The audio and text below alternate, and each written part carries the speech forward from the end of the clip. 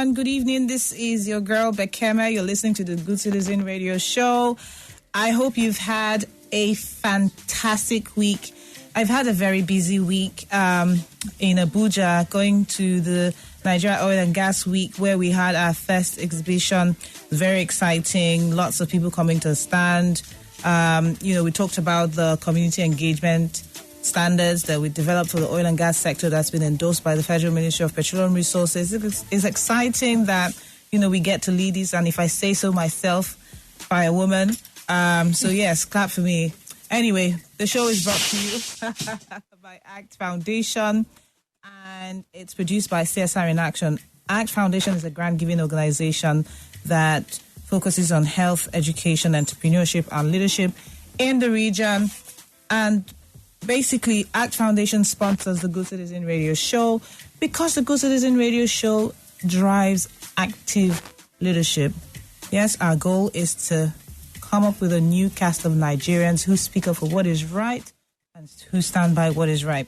Today's topic is a trending topic in our society today. Social media is agog with stories of sexual assault by powerful, prominent Nigerians. As you know, we talk about current affairs, and today's topic then is the gag culture of sexual assault. Sexual assault, as we all know, is a common occurrence worldwide, and is said to be pervasive in the developing world. I mean, look at India. The average person, the average woman, can be terrified at the thought of going to India and just moving about at night. Now, it encompasses a wide range of activities. It could be just mere touching. It could be forcing oneself on a woman sexually. And it can happen to any age, gender, race, and background at any time or place. The assailants may be strangers. They could be acquaintances, friends, or family members, and can take many forms. Now, in Nigeria, for a number of reasons, this is an underreported crime. Oftentimes, there's shame, there's terror, there's guilt. All of these emotions have stopped people from reporting. Due to the trauma and negative emotions linked to sexual abuse, survivors may be at risk for mental health conditions. And interestingly, most of the women that I know have been sexually assaulted in some way or the other. And we repress this. And as someone said to me recently, the way that we fight back is by having razor-sharp mouths, literally, like coming back at people for any reason, because, one is trying to protect oneself. Now, I preach caution, and a number of people have preached caution. But then again, a few days ago, what did we hear? We watched a video where a senator from Adamawa North assaulted a young woman in purportedly a sex toy shop or a sex paraphernalia shop. And, from what we could hear from the audio, she had probably mentioned that they were a bit drunk, and the next thing you know, he calls his orderly, and the shop owner, Kemi, calls her father. He says to her, "Put down your phone." The long and short is he starts hitting this girl very hard in the face, all over her head, as she guides her face. We have heard, and obviously Nigerians were very mad, and we all took to social media, and we all, and somebody wisely put up a petition asking that he step down. This is where it gets interesting, because even though initially Senator Abo purportedly released a statement saying that he didn't do anything, and, his wife, said something on Facebook about him not doing anything and saying, "I stand with Abo," or something like that. The pressure from the citizens caused this man to then come forward again to say, "Oh, I apologize. I didn't mean it. I'm a good Christian. Forgive me." The Nigerians are saying, no, enough is enough. Don't say sorry and expect that everything goes away. Now, Odegua, what are your thoughts on this? What do you see happening? Is this something new, sexual assault? And why do you think people keep quiet? this something new?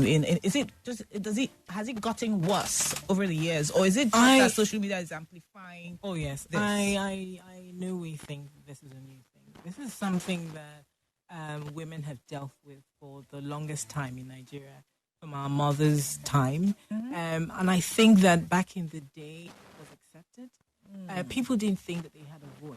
We live in quite a patriarchal society.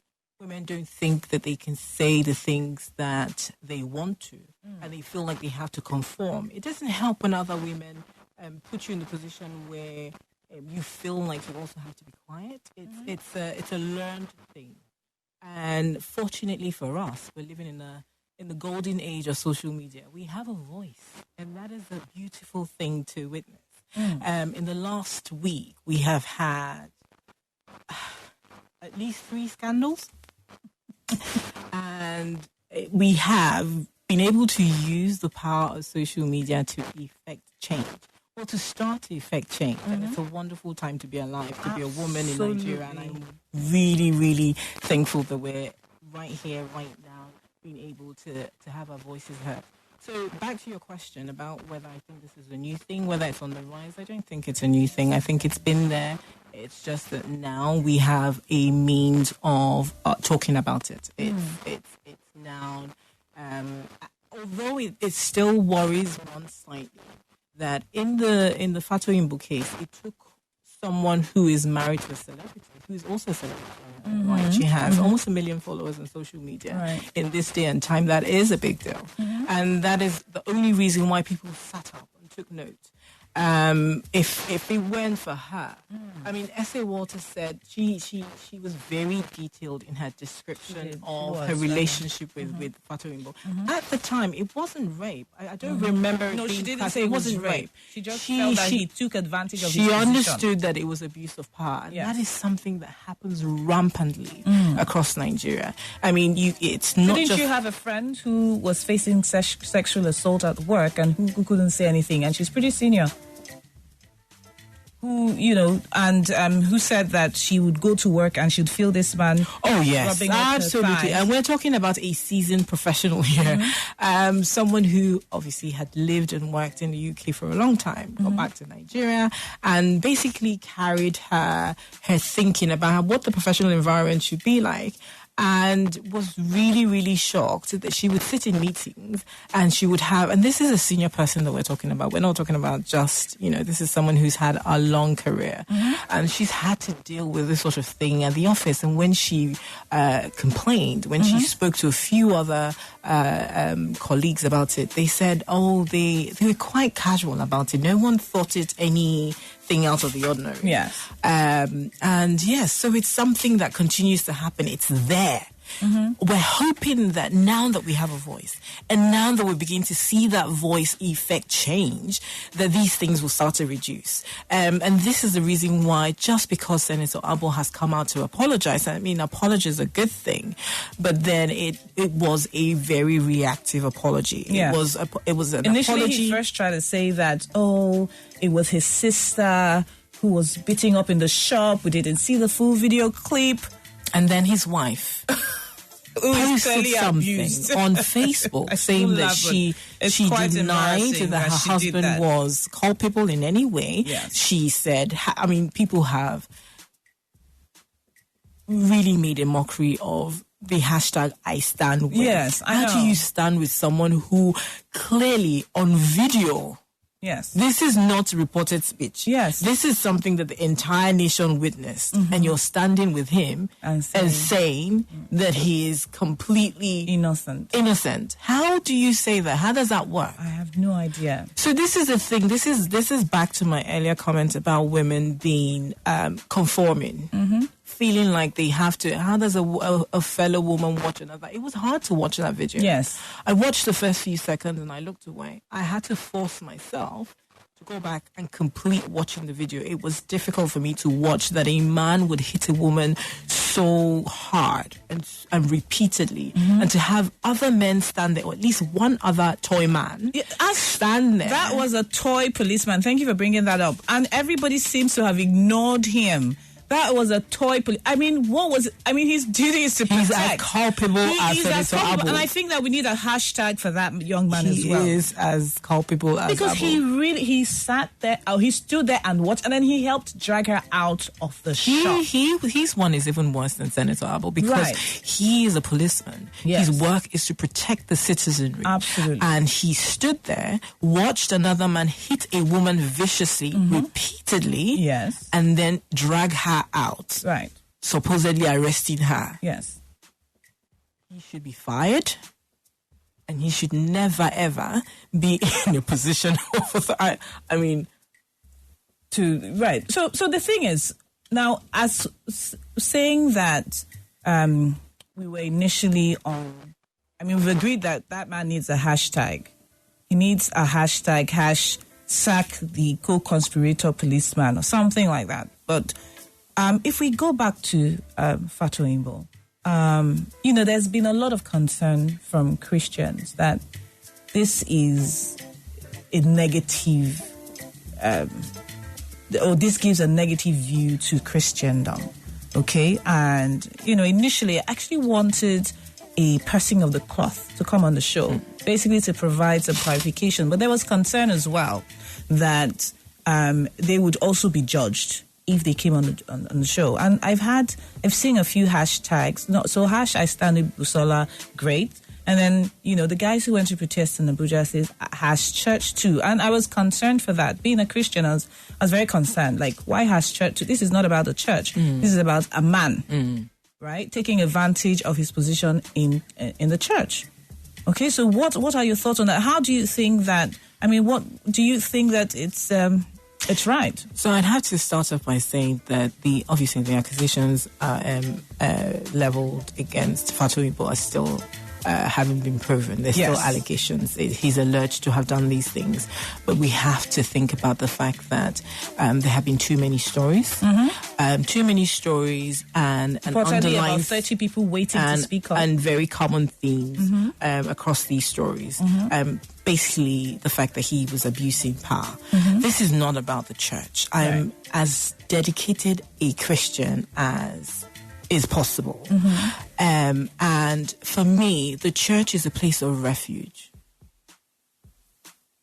The church is a place of refuge. It's a place that you run to if you're a Christian and you feel like you need help. That is the place that you should go to. With a man in authority like Fatu Imbo, if we do not stand up and speak for the ills that go on in church, then we are basically weakening. We are just as bad as he is. It is not about the church. It's about the character of the person who is leading a particular church. Yes. There are so many other revered men of God who do not have any... have never had these allegations leveled against them, and no one is actually accusing anyone of doing something until the investigations are complete. And it would help if church members stood up and offered themselves. I actually opened up the church to be invested. Well, not the church, but didn't enable any sort of hiding. Yes. I mean, you should be as open to sorting this matter out as possible. That is a mark of a good Christian. The mark of a good Christian is, this also leads into being an active citizen. We do not want a situation that is, we hide behind things of God. For me, I actually think that we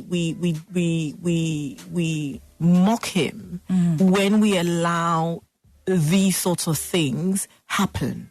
When we turn a blind eye to these things, who are we I know, serving but here? I think about Jesus. And the time that he thought that the church had become a place of commerce, and his reaction. And I think about all the letters that Paul wrote to the Corinthians, to everybody else in the Bible, and and he reminded that do we not know that just a little bit of yeast leaveneth the whole dough, because if you look away from any sort of corruption in the church, then you're making it seem like it's okay for everybody to be like that. And then I saw something, a quote from Pastor Paul. I don't know whether he was addressing this particular situation, but he said, grace does not teach license to sin. Okay? And that's something that we see, people hiding behind. Even Senator Abbo, when he gave his, I hope I'm pronouncing his name right, his final apology, he actually mentioned the fact that, to err is to forgive is divine, to err is human, and to forgive divine, and mentioned, his Christian background. But, that doesn't exonerate one from bad behavior, does it? No. And it doesn't say that Christians should be above. I mean, we all do things that we shouldn't. This is how I understand Christianity. It doesn't say that you should be this upright, above reproach person all the time. And this isn't a one-off. In Fatou Mbo's case, we're not talking about someone who just came up and said things. There have been numerous. And there's stories. another Why Nigeria video that has just come out. Well, but here's the thing, isn't it? As far as I'm concerned, the church should be wanting to investigate this and they should be wanting to put this to rest, so the Christians, not just in Nigeria but all over the world, can see they have faith in the church. It's personally, I want to feel like the church is concerned about. I mean, Jesus was very clear from the Bible that he wanted us to love others as we loved ourselves. And anyone who has had any dealings with rape or had a family member who has been assaulted will understand how serious this is. This is not something to be trivialized. No. It's not. We're wanting to raise a generation of strong men and women. Yes. We understand what our shortcomings are in this society, and we know that the home is the place that it starts. But where is the next place that Nigerians go to? It's the church. It's our places of worship. We need to keep those places of worship as places of worship. You cannot have any situation where somebody who is in a position of authority, who should be protecting the people that he should be, you can't have those people actually perpetrating abuse in any way. Thank you for that, Odegua. So one of my final points would be something that is common to both threads around Ursula Dakolo's revelation and the video of the young woman who was beating up. And it was that people said, why now? Why are they speaking up now? Or why speak up at all?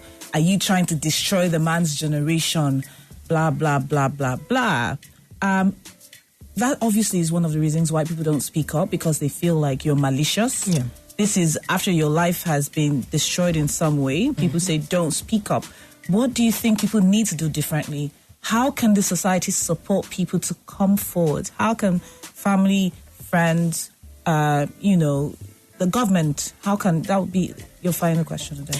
You've asked a lot of questions. It's one question. It's one question. How can one question, but then it has so many angles. You talk about what the government can do. The government can set better policies, put better systems in place to ensure that rapists are prosecuted well, and that they are. You've heard about our constitution, right? What about it? So, first of all, age of consent is 11. And so those things need to change. And you have to have proof. So those things need to change. Those things need to change, clearly. And then in terms of society as a whole, I think that our entire value system needs to change. We need to start to embrace the girl child. We need to start to correct that imbalance where your child feels like they cannot come to you to talk about. And this starts from the house. It starts from the home. From that is the primary entity of the bedrock of society. It starts from the home. You want an enabling environment where your children can come to you to talk about anything. The fact that a girl child will feel as though she cannot speak to her parents about abuse, about assault, or the potential for someone who's close to assault them breaks my heart. I mean, I cannot imagine my daughter coming up to me and saying, and actually having to think twice about about any concern she has about assault. So for me, I think that at the very, very base level, each and every one of us in our different homes have to start to think about how we want to raise children who understand that they can come to us with anything. Children that understand our love for them and understand that no matter what has happened, it doesn't. Why should a child think about whether she's disappointed their parents? But is abuse something that you ask to happen to you? No, not at all. Does anybody go out and say, "Here, abuse me"? I know, scary. Right. Okay. So because it brings to mind my own experience many years ago of near abuse and how many years. At the time I didn't speak about it, not because I thought that my mother would not believe me. But because I was afraid that it would scatter the family. Okay? Now, if you remember, I said to you, many years later, I say to an auntie, and what does she do? She turns away quickly as though she didn't hear what I said. So we're having a conversation as we are now, and I say, "Oh, Auntie Swan, so do you know that this person actually tried to abuse me sexually as a child?" And she stops, looks at me, and she says, so that's a cup of water. Have you brought it? And this was the end of that. So I think, obviously, parents, guardians... It's back to the re-engineering that society has. But then it makes me wonder, was this person abused as well? Could it be that they just felt that it was not... You don't talk about these things. So clearly... Taboo subjects. These things should not be taboo. Anybody out there who has gone through abuse, you need to speak up. There's nothing to be ashamed about. You need to speak up. You cannot have a society that in any way encourages abuse, and to not speak and to not do the right things, to not then think about how we can readdress our policies and things concerning this is being complicit. Absolutely. It's encouraging abuse. Absolutely. And then, another thing is, and I close with this, we have had 2 other pastors mentioned in the case against Biodu Fatoyinbo, and none of them have spoken out. None of them have said, this is nothing to do with me. So obviously, speaking about complicity, it's not just about the person who's done it, it's also the people around them who know it and who beg the victim to keep quiet. So please stop begging on behalf of anybody. And I'm excited to say that this is what the Good Citizen Show and the Good Citizen Initiative is about. It's about encouraging people to speak up, to rally around, to ensure that things are done the right way. I'm glad to hear that Abba was taken in by the police, or he submitted himself to the police, and that they're investigating this matter. Clearly, we are slowly but surely moving towards the Nigeria of our dreams. Thank you so much, Odegua, for coming on the show. It's been a pleasure. Yes, it has been a great pleasure. It's been a very interesting conversation. And this is a conversation that our listeners can follow on our social media handles, Facebook, Twitter, LinkedIn, at Good Citizen NG. And you can keep on sending us messages or join our WhatsApp group on 0906 263 4111. Again, it's 0906 263 4111. And we will ask you questions on social media so you win yourselves Domino's pizzas. Thank you so much for listening. The show was brought to you by CSR in Action and sponsored by ACT Foundation. I hope you all have a great week and keep on listening out for how you can support the fight against gagging sexual abuse. Have a great week. ACT Foundation is an indigenous grant-making non-profit organization committed to making positive impact by leveraging partnerships to support local, national, and regional non-profit organizations working to address challenges in areas of health, entrepreneurship, environment, and leadership. We work with NGOs, CBOs, and social enterprises implementing impactful and sustainable community-based initiatives across Africa. Visit our website, www.actrustfoundation.org. The Good Citizen Radio Show is proudly sponsored by ACT Foundation, partnering for sustainable development.